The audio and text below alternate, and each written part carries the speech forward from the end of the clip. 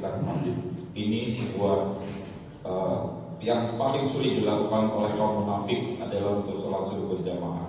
Salawat serta salam semoga senantiasa Allah limpahkan kepada junjungan kita Nabi besar Muhammad sallallahu alaihi wasallam, pada keluarganya, sahabatnya, pengikutnya, dan kepada kita semua yang menantikan sampai hari akhir. Waktu kita tidak banyak. Kita pagi ini seperti yang saya katakan kemarin, kita akan umrah dan haji bersama Nabi tanpa pamor. Kita niatkan sholat subuh berjamaah, kemudian setelah itu tidak pulang, mendengarkan kajian, baca Quran, zikir dan lain sebagainya, dan nanti ditutup dengan sholat subuh Isra 2 rakaat, maka pahalanya sama dengan haji dan umrah bersama Nabi. Sempurna. Insya Allah kita mendapatkan itu semua. Amin ya rabbal alamin. Dan waktunya mungkin Ustaz nanti sampai jam 6:04. Karena setelah itu kita suruh selesai. Tidak perlu banyak, tidak perlu lama, tetapi membekas di hati kita semua dan di pikiran kita untuk bisa dilaksanakan. Di kampung-kampung kalau peringatan hari Isra Mi'raj dan Maulid itu tengah malam sampai ngantuk-ngantuk sampai tertidur kita. Akhirnya muspro tahu ya, sia-sia, gak ada gunanya. Karena gak didengar, karena kita sambil tidur. Insya Allah ini kita baru bangun tidur masih segar semuanya, dan masuk telinga kanan, turun ke hati, langsung diolah ke otak, besok bisa dilaksanakan. Itu saja sepenuhnya. Mari kita buka dengan bersama-sama lafaz basmalah.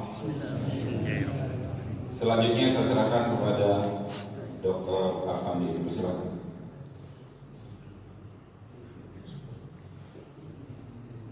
Bismillahirrahmanirrahim. Assalamualaikum warahmatullahi wabarakatuh. Alhamdulillahil mannan ala ibadihi bi ni'amil la tuhsa. Wassalatu wassalamu ala man usriya bihi minal masjidil haram ilal masjidil aqsa wa ala alihi wa ashabihi wa dhurriyyatihi dhabil fadha'il lati la tustaqsa. Asyhadu an la ilaha illallah wahdahu la syarika lah wa asyhadu anna sayyidina wa habibana wa nabiyyana wa syafi'ana Muhammadin sallallahu alaihi wasallam wa ala alihi wa ashabihi wa dhurriyyatihi ajma'in. Bersyukur Allah Subhanahu wa taala di pagi hari yang indah yang membarakkan nikmat ini. Allah Subhanahu wa taala perkenankan kita untuk dapat hadir di tempat yang mulia ini bersama hamba-hamba Allah yang mulia, dan kita berada di bulan yang mulia. Semoga amal soleh, amal ibadah kita pada hari ini diterima oleh Allah, diangkat oleh Allah Subhanahu wa taala sebagai amal soleh, dimudahkan segala aktivitas kita untuk kita beribadah, dimudahkan urusan kita di dunia, diberikan ketenangan, keberkahan yang memelihara kita. Allahumma amin. Salawat dan salam semoga senantiasa tercurahkan kepada Nabi besar Muhammad sallallahu alaihi wasallam, qudwah hasanah kita, role model kita, suri tauladan kita.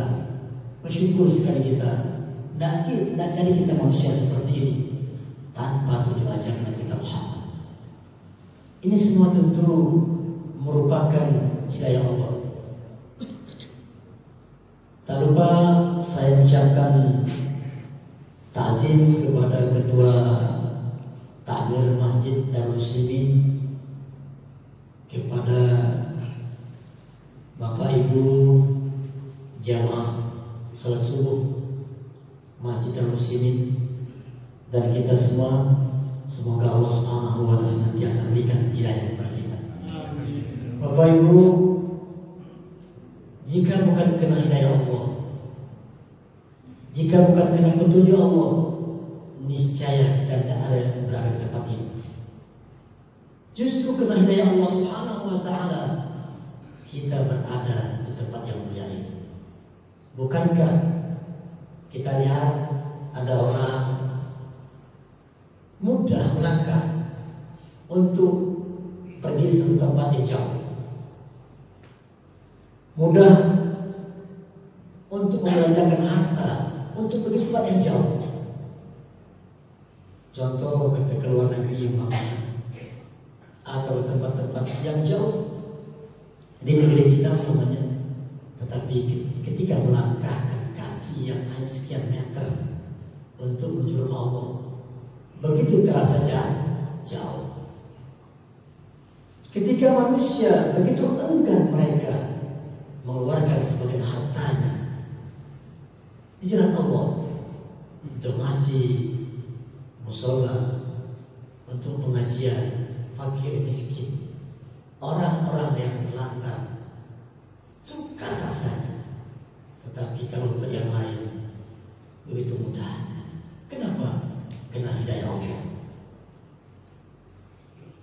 Walau orang lain itu susah untuk meninggalkan tempat tidur yang enak, yang empuk, yang terasa nikmat, tetapi dia merasa lebih nikmat andaikan aku bisa datang melangkahkan kaki menuju rumah Allah. Aku ingin beribadah kepadanya, pada syukurku. Aku ingin curhat dengan Allah untuk mengadukan segala masalah yang kuhadapi, masalah keluarga, masyarakat, umat dan bangsa. Berangkatnya menuju masjid hidayah Allah. Betapa banyak manusia yang sehat walafiat, mampu pergi ke sana kemari, mampu bawa motornya, bawa mobilnya, tetapi terasa jauh ketika kumandang azan di masjid. Mengapa? Karena belum dapat hidayah. Bapak Ibu berbahagia, Islam agama kita mengajarkan kepada kita hidayah agar kita mampu menjalani kehidupan kita sehari-hari penuh dengan rahmat Allah. Sebab itu manusia berkali ada namanya hidayah al-gharizah, hidayah insting. Anak kecil Bapak Ibu untuk mengungkapkan bahwa dia lapar, dia sedang pipis, dia gigit semut, bagaimana hidayah Allah? Diberikan oleh Allah hidayah kepadanya, menangis. Sang ibu tidak tahu kalau anaknya lagi digigit semut, karena tidak bisa bercakap, tidak bisa berkata dia. Tetapi Allah beri hidayah dia, menangis dia. Baru sang ibu dan anaknya ternyata ada seekor semut sedang menggigit kakinya. Itu hidayah Allah. Ada juga hidayah yang memberikan kepada kita hidayah panca indera.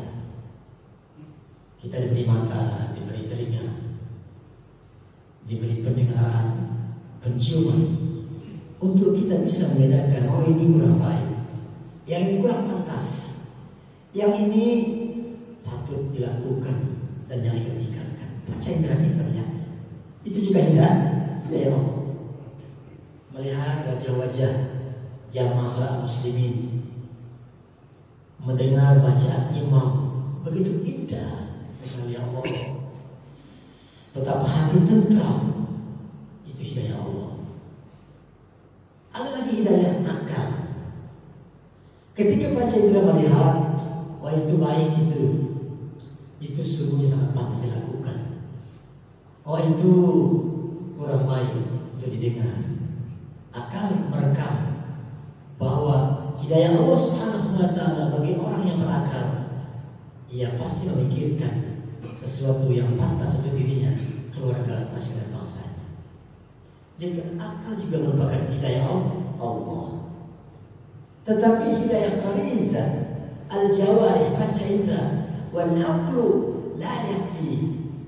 Kata Allah, tidak cukup dengan hidayah itu. Terkadang bagi orang tertentu, ketika katakanlah ada orang melakukan sesuatu yang menurut dia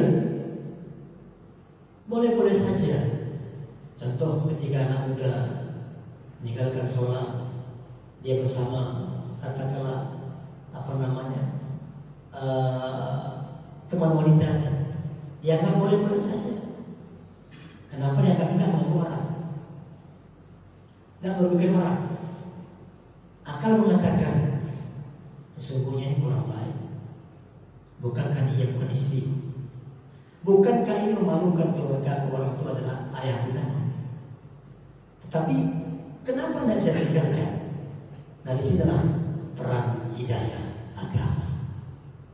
Tidak cukup dengan hidayah Khadijah istri, pancainya akal tanpa hidayah agama. Inilah indahnya Bapak Ibu berbahagia. Ketika seorang sudah dapat hidayah, Masya Allah, sholat menjadi utama. Santun dengan orang tua tak pernah luntur walau orang tua. Baca Quran tidak pernah tinggalkan walau mata sudah berkurang terangnya. Langkah tidak sebebas dulu, tetapi tetap istiqomah. Kenapa? Dari Allah.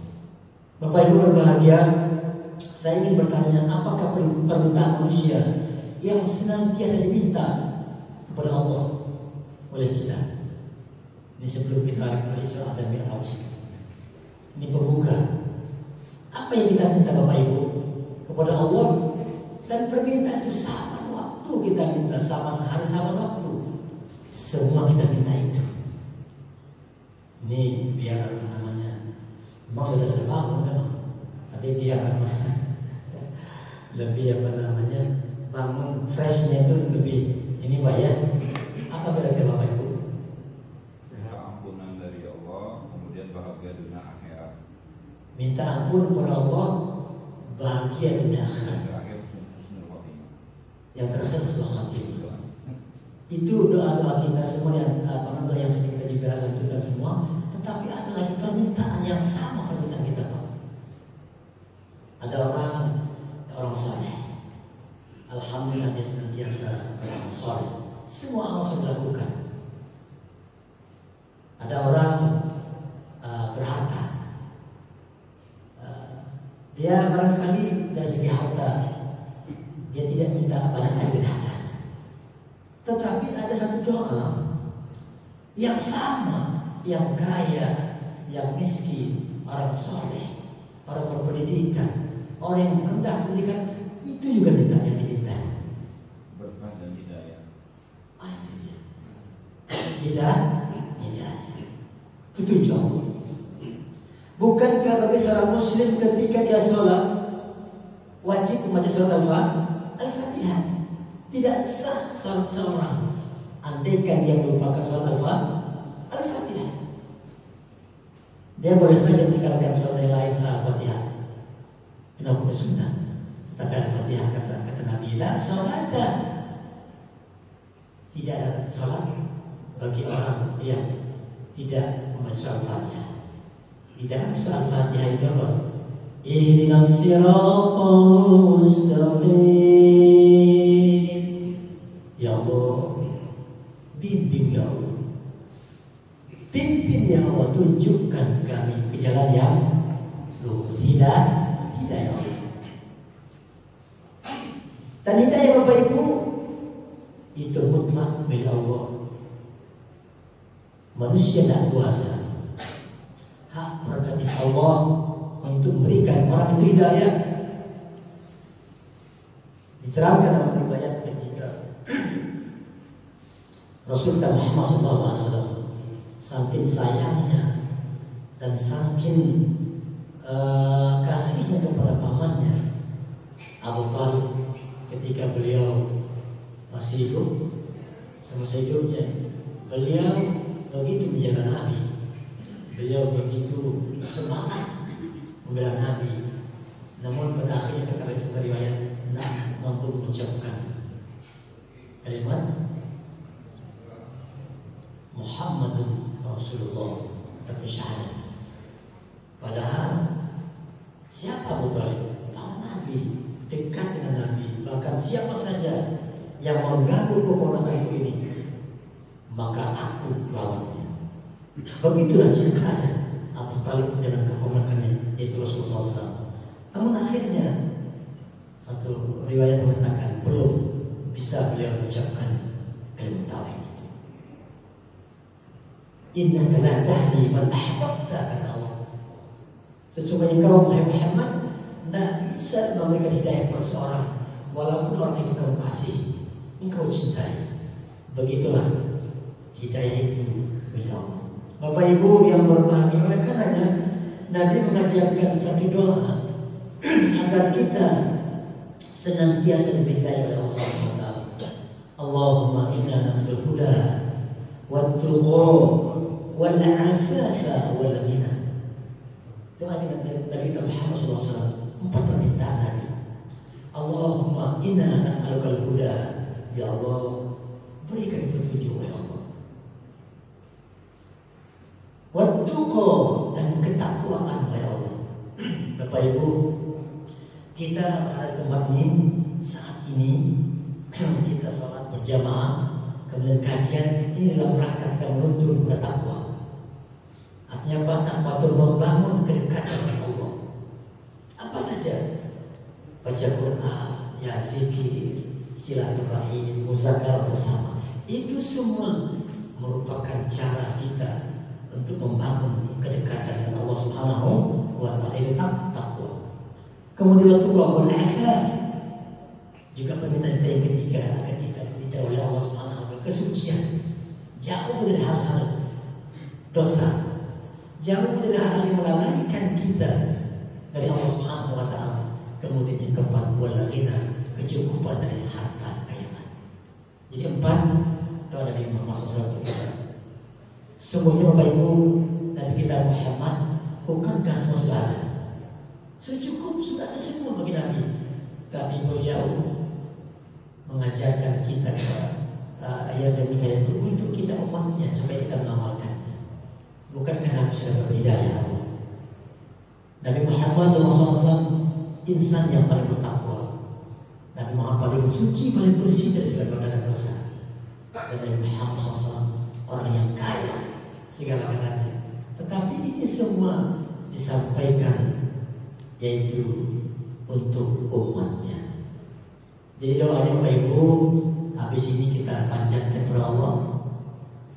Habis sholat, sedang jalan, sedang di rumah, sedang menanti azan, apalagi besok ketika datang Ramadan, nanti azan kemana, panjatkan doa. Allahumma inni as'aluka al-huda wat-tuqa wal-'afafa wal-ghina. Sudah hafal doanya Bu ya? Sudah hafal semua? Allahumma inna nas'aluka huda wat-tuqa wal-'afafa wal-ghina. Allahumma inna nas'aluka huda wat-tuqa wal-'afafa wal-ghina. Jadi hidayah, betul kata Bapak Dr. Amir tadi. Ternyata permintaan umat Islam dan semua kita minta sama permintaannya, yaitu agar kita diberi hidayah. Yang kaya semoga dapat hidayah. Yang sedang sakit supaya diberi hidayah. Yang sedang mencari rezeki supaya diberi hidayah oleh Allah. Yang jauh supaya diberi hidayah oleh Allah. Yang sedang menghadapi masalah supaya diberi hidayah oleh Allah. Ihdinas siratal mustaqim.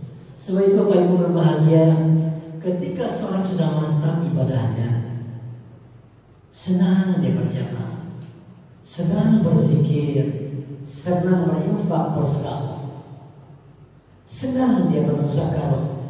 Itu jangan lagi dia berpaling dari situ. Kenapa? Karena dia sudah diberikan kesempatan oleh Allah Subhanahu wa taala. Ketika dia sudah lari, dia sudah berpaling, khawatir dia tidak bisa lagi kembali. Sebab itu kata doa Nabi kita Muhammad, Rabbana la tuzigh qulubana ba'da idh hadaitana innaka antal wahhab. Ya Allah, jangan palingkan hati kami wahai Allah setelah Engkau beri hidayah kami. Itu dia. Setelah Allah berikan kita petunjuk menjadi orang saleh, orang yang baik, orang yang taat, teruskan perbuatan itu. Jangan justru kita coba-coba berpaling, khawatir kalau hidayah itu lari dari kita. Ya Allah, jangan kembalikan hati kami dan petunjuk hidayah oleh Allah. Kapan? ba'id hadaitana, setelah engkau beri petunjuk. Bapak Ibu yang berbahagia, di pagi yang cerah, yang berberkah, hidayah ini tentu banyak nikmat kita dari Allah Subhanahu wa taala. Kita dapat rezeki dari Allah. Rezeki tidak identik dengan harta. Rezeki tidak identik dengan kekayaan. Tenang rezeki. Bertemu dengan orang-orang yang soleh itu rezeki. Hati tenteram rezeki, Pak. Semangat beribadah rezeki. Langkah kaki dengan mudah menuju masjid itu rezeki Allah. Maka la in syakartum la azidannakum wa la in kafartum inna 'adzabi lasyadid. Jika kalian bersyukur dengan nikmat tadi, ketika senang beribadah, ditambah senang hati beribadah. Ketika senang untuk berzikir kepada Allah Subhanahu wa taala, sholat, pada sholat ketika jalan di rumah kami, ditambah oleh Allah nikmat senang zikir itu.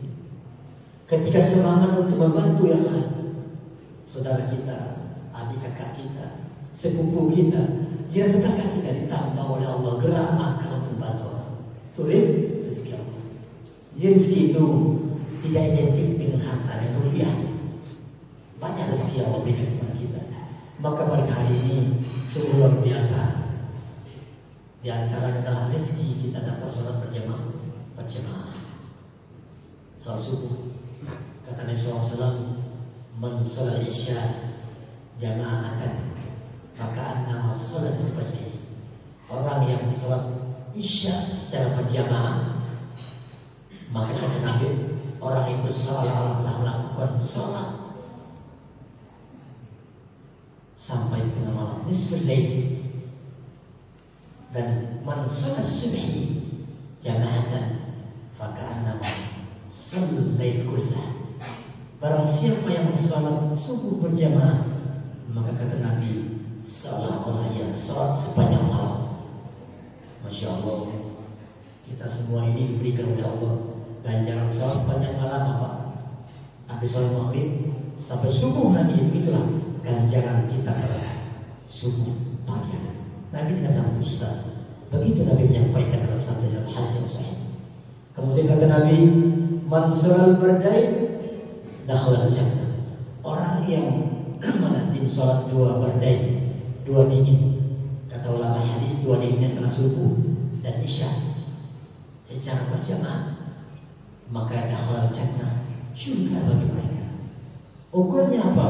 Kalau sholat subuh sudah istiqomah, isya istiqomah, maka maghrib, zuhur, asar itu sangat mudah. Kenapa? Karena dua sholat ini waktunya sangat berat, khususnya bagi kaum munafikin. Orang-orang munafik itu berat sholat subuh, sholat isya. Kenapa? Sholat subuh itu tidak banyak nafas yang melihatnya. Sholat isya juga begitu. Tetapi bagi orang mukmin, nampak atau tidak nampak, dilihat ataupun tidak oleh orang, dia nawaitunya kenapa oleh Allah. Bapak Ibu yang berbahagia, kemudian selanjutnya keberkahan. Berkah kita pada hari ini, pagi ini, itu juga berkat doa Nabi Muhammad SAW. Jadi orang yang bangun pagi subuh, lantas dia berangkat melaksanakan ibadah, sholat, zikir, Al-Quran, mereka itu berbarokah oleh Allah. Kenapa? Mereka diberikan doa oleh Nabi Muhammad SAW. Kata Nabi apa? Allahumma barik li ummati fi bukunya. Ya Allah, tolong berkahi umatku di waktu pagi mereka. Tidak ada tempat. Rahul Bukhari. Itu dalam sebuah riwayat yang sahih. Nabi berdoa kepada Allah, Allahumma barik li ummati fi buku. Ya Allah, berikan barokah ya Allah untuk umatku di pagi hari mereka. Siapa mereka? Mereka yang niat bangun pagi hari, lantas mereka ambil wudhu, mereka sholat, lakukan zikir dan doa dan sebagainya. Jadi bukan hanya sekedar bangun pagi, bangun pagi cuci mobil, bangun pagi siram kumbang, siram bunga, lupa sholat, tidak berkah dia. Yang segera bunganya, mobilnya memang melihat, mobilnya bersih, tetapi berkah tidak ada. Dimaksud bangun pagi di sini adalah dia seorang muslim bangun pagi, dia menghadapkan wajah Allah Subhanahu wa Ta'ala dulu, zikir sebentar, tidak pulang sebentar, baru dia siram bunga di rumahnya, dia cuci mobilnya, dia sapu rumahnya, dia masak untuk keluarganya, barokah. Allahu Akbar. Bapak Ibu yang berbahagia, nak terasa oleh kita sudah berada di bulan apa Pak? Bulan Rajab. Bulan depan bulan Sya'ban. Bulan berikutnya lagi bulan Ramadan. Ketika bulan Rajab kita diingatkan dengan Isra dan Mi'raj. Ketika nuzul Quran kita diingatkan bulan Ramadan. Ketika Idul Adha bulan Idul Adha bulan apa?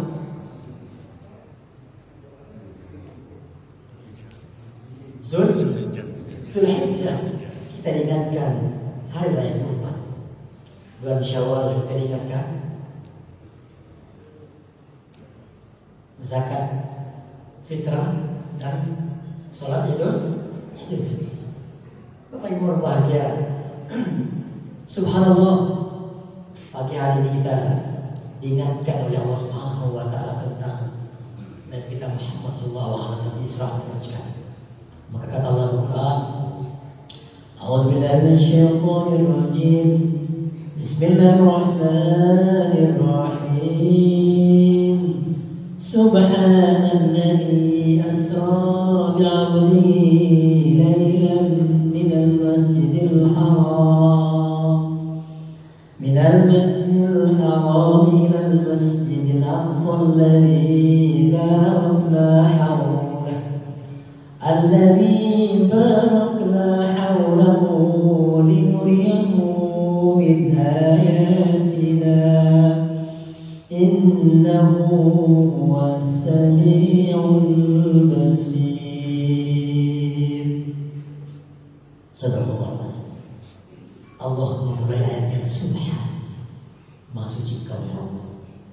Subhanalladzi asra bi'abdihi, Maha suci Allah yang telah memperjalankan hamba-Nya Muhammad di malam hari dari Masjidil Haram ke Masjidil Aqsa alladzi barakna haulahu, yang kami berkahi sekelilingnya dengan pohon-pohon, buah-buahan, sungai-sungai di sekelilingnya, linuriyahu min ayatina, untuk kami perlihatkan tanda-tanda kebesaran kami kata Allah, tanda-tanda kekuasaan kami kata Allah. Innahu was-sami'ul basir, sesungguhnya Dia Allah Maha melihat, Maha mendengar, lagi Maha melihat. Bapak Ibu yang berbahagia, peristiwa Isra dan Mi'raj merupakan peristiwa yang benar, peristiwa yang hakiki, itu sebagai tanda kuasanya Allah. Orang yang meragukan adanya Isra dan Mi'raj oleh ulama dihukum sebagai kufur. Orang yang mengingkari peristiwa Isra dan Mi'raj, meragukan, tidak percaya, itu kufur orang itu kata. Kenapa? Karena dia mengingkari firman Allah.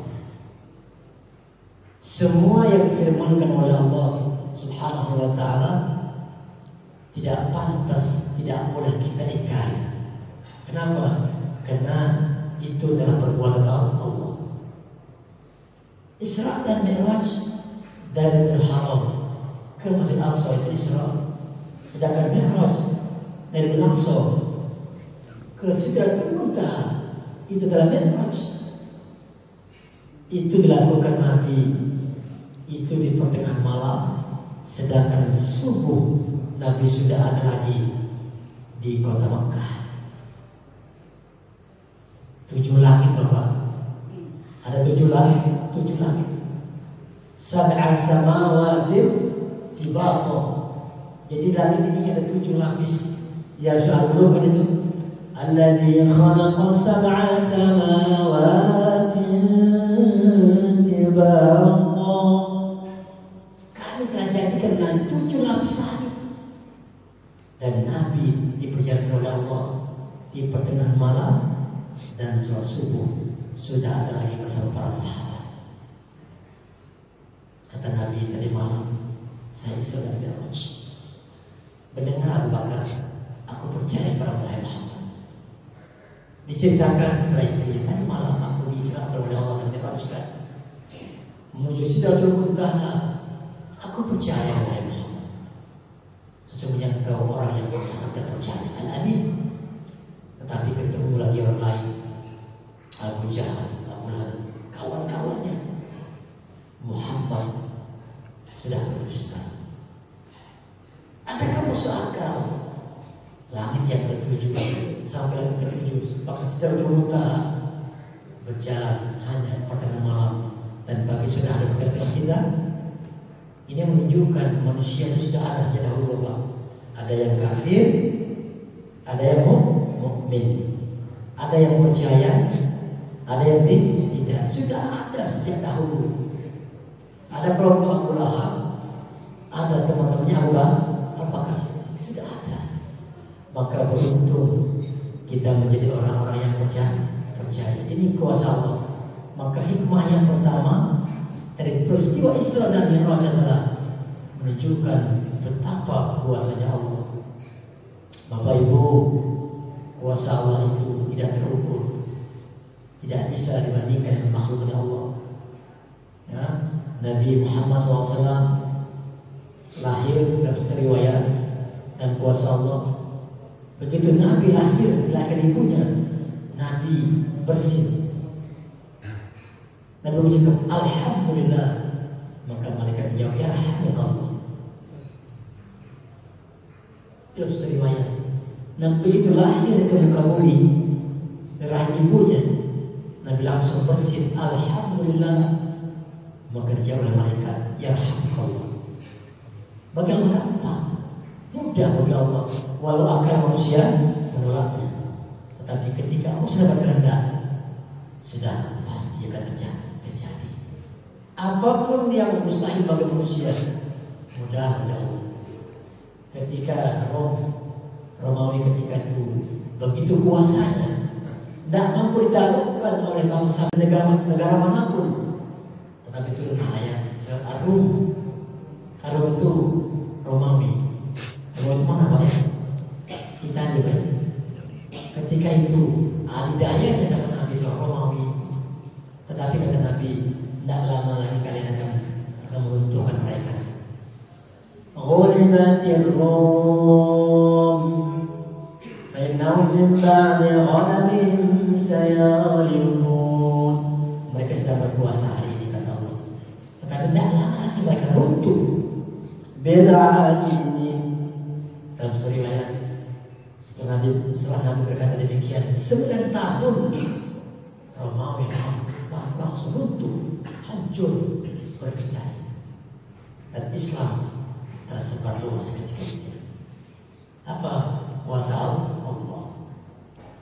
Bapak Ibu yang berbahagia, jadi tidak ada yang mampu mengerti kuasa Allah. Kemudian yang kedua, Isra Mi'raj, tanda sayangnya Allah kepada Nabi kita Muhammad SAW.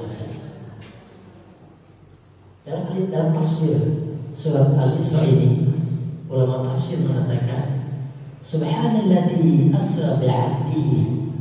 Allah menyebut nama kita Muhammad dengan Abdul Hamad, menunjukkan kata-kata ini kata-kata yang sangat pantas untuk Nabi Muhammad. bi'amalihi lailan, kami perjalankan hambaku yaitu Muhammad. Bapak Ibu yang berbahagia, oleh karena itu kalaulah Allah yang menciptakan Muhammad sangat cinta sayang, bukankah kita sebagai umat lebih pantas, sangat patut mencintai Rasul kita Muhammad sallallahu alaihi wasallam? Inna Allah wa malaikatahu yusholluna 'alan nabi ya ayyuhalladzina amanu shallu 'alaihi wa sallimu taslima. Allah dan malaikatnya berselawat kepada Nabi. Wahai orang beriman, berselawatlah kalian kepada Muhammad sallallahu alaihi wasallam. Jadi Isra dan Mi'raj Bapak Ibu berbahagia, tanda cinta, hormat, menghormati Nabi Muhammad SAW, diangkatkan kita ke Sidratul Muntaha. Tidak banyak lagi yang bisa berdialog dengan Allah. Nabi Musa alaihissalam berdialog dengan Allah di Gunung Tur Sinai, tetapi Allah berdialog di bumi, yaitu dengan Nabi Musa alaihissalam di Gunung Tur Sinai di Mesir.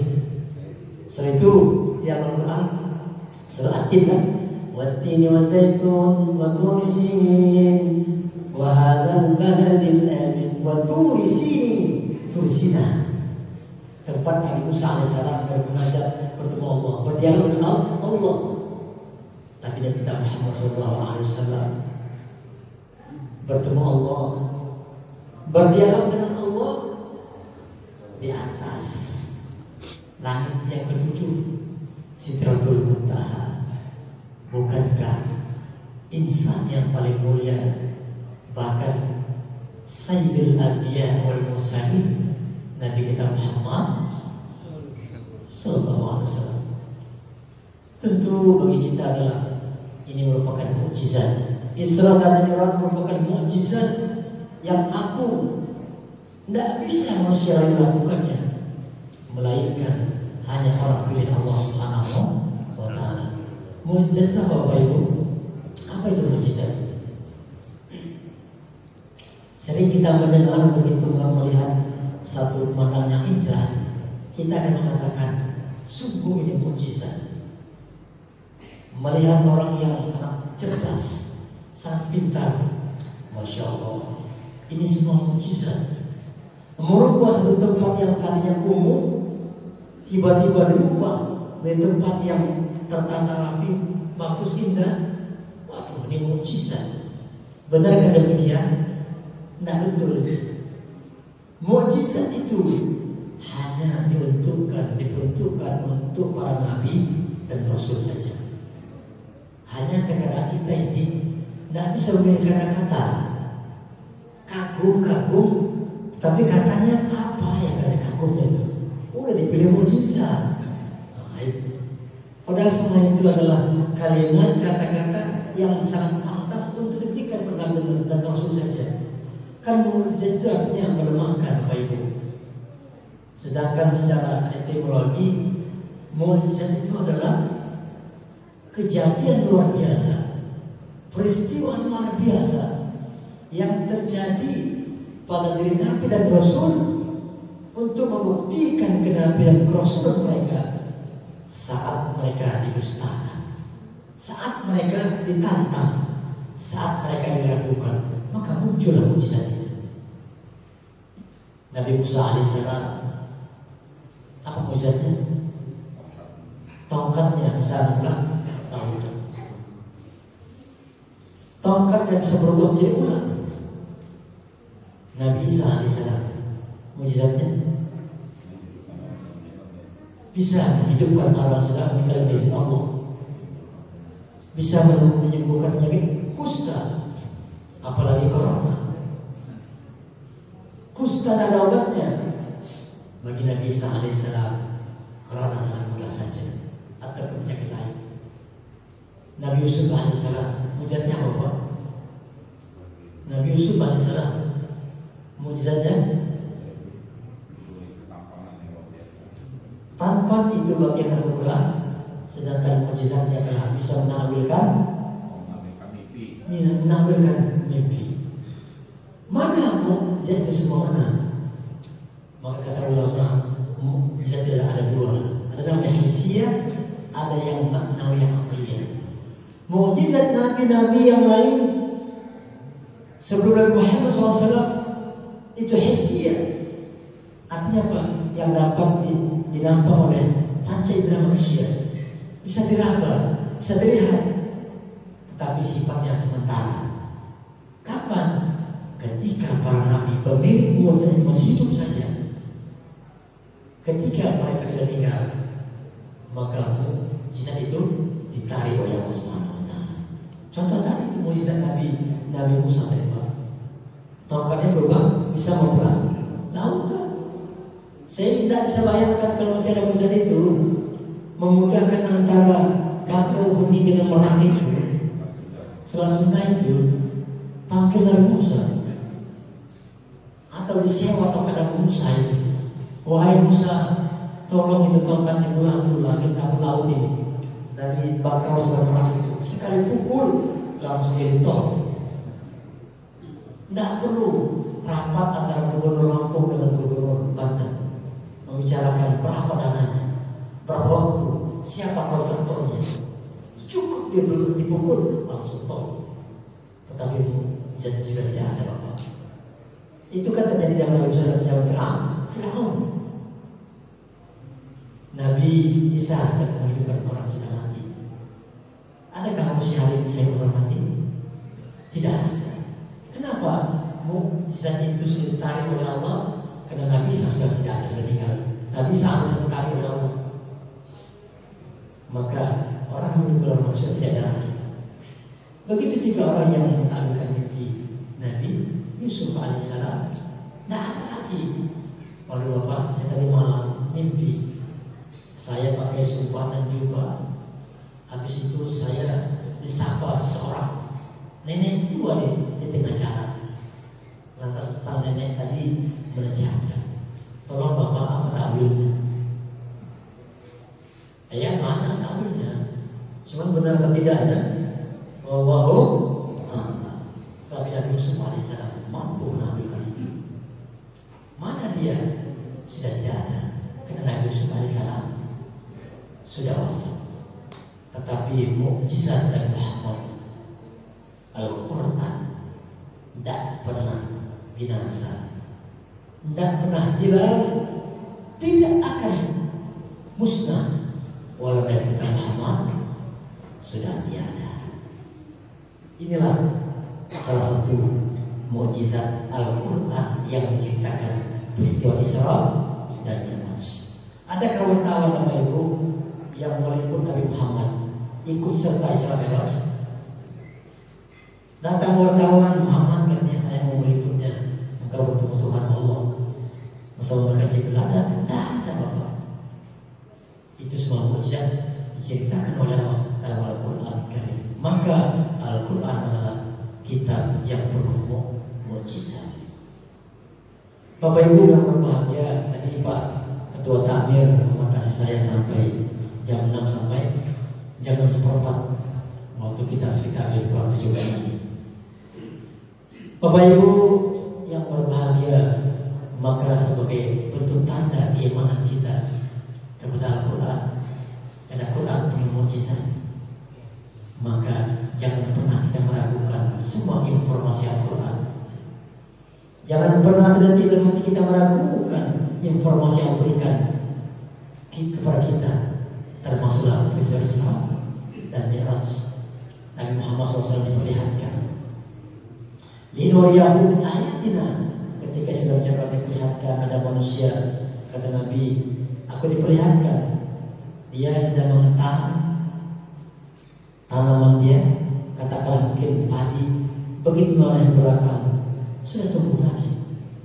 Nabi heran, siapa mereka? Wahai Jibril, itulah orang mujahid. Mereka seorang pejuang dari Allah, pejuang yang memperjuangkan agama Allah, yang berdakwah, yang memfasilitasi dakwah, memfasilitasi ibadah. Mereka para takmir, para panitia-panitia yang meringankan langkah mereka untuk berkreasi manusia untuk beribadah, itu jihad juga.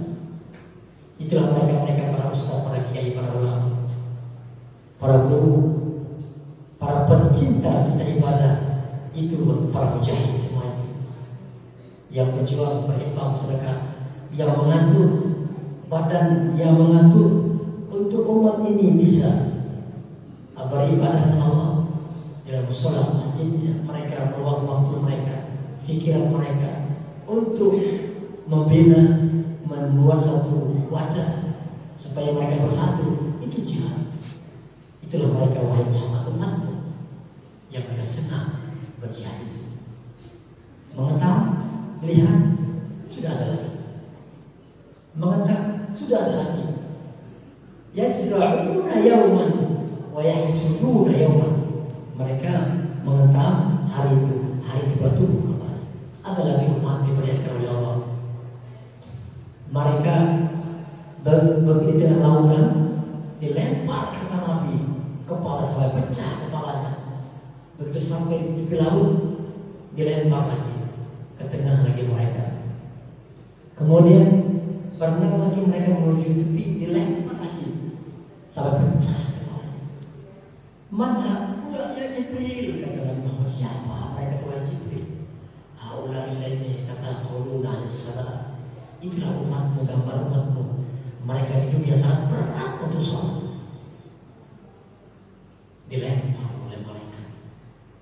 Akhirnya pergi lagi ke tengah, begitu sampai tepi laut, dilempar lagi pecah kepalanya. Dan sangat heran, mana ya Jibril alaihissalam. Itulah umatmu yang mereka berat untuk sholat. Perangkat lagi Nabi diperlihatkan tanda-tanda kebesaran Allah Subhanahu wa Ta'ala. Beliau melihat seseorang yang sudah berat depannya, dia mengikul beban begitu berat di pundaknya, tidak bisa jalan lagi, tapi masih lagi dia angkat lagi, dikasih beban lagi, dikasih beban lagi. Wahai Jibril, siapa orang itu? Wahai Jibril, itulah orang kata Jibril alaihissalam. Dia semua tidak mampu melakukan orang itu, tidak mampu dia diberi tugas itu, tidak mampu dia memikul itu, tetapi dia sangat ingin memikulnya itu. Jadi ini, jadi itu, tetapi umat terbengkalai, rakyat tersiksa, terbengkalai. Padahal dia bukan orang yang tipenya mampu untuk memegang jabatan itu, tak mampu dia memikul beberapa amanah itu, tetapi dia mau memikulnya. Maka itulah kata malaikat Jibril, gambar umatmu, orang-orang yang suka mendapat amanah, tapi dia tidak bisa sekali pikul. Jangan lagi, wahai Jibril, aku mencium bau yang sangat harum. Apa ini Jibril?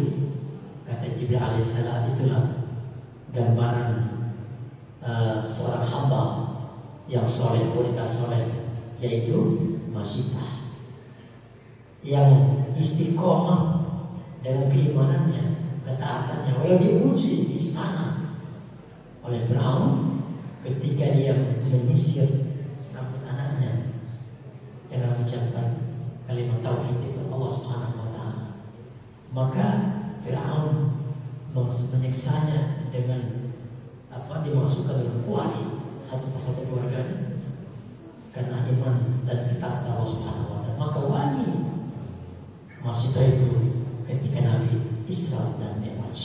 Bapak Ibu yang berbahagia, Isra dan Mi'raj mengingatkan kita kepada suatu perkara besar, nikmatnya ibadah sholat. Ketika kita sholat, nikmat rasanya. Ketika kita sholat, hilang semua beban kita. Ketika kita Allahu Akbar, betapa dekat Allah dengan kita. Ringan yang kita hadapi. Ya Allah, Engkau segala-galanya, ya Allah. Ringankan bebanku, beri petunjukku, berilah aku hidayahmu, kasihani aku, ya Allah. Cukupkan aku, angkat derajatku, ya Allah. Kapan? Ketika kita sedang sholat. Banyak doa yang dipanjatkan selain petunjuk tadi. Rabbighfirli warhamni wajburni warfa'ni warzuqni wahdini wa'afini wa'fu'ani. 8 permintaan kita sholat insyaallah.